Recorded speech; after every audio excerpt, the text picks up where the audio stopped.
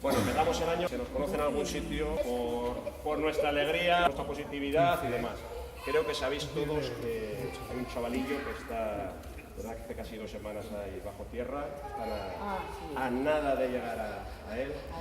Vamos a mandarle un poquito de energía positiva entre todos a esa gente que está ahí currando, a ver si lo localizan. Venga, vamos a juntarnos aquí, vamos a mandar el ensayo de hoy, venga, va para Julen el ensayo de hoy, ¿vale? Venga, y toda esa gente que está ahí currando con él, venga,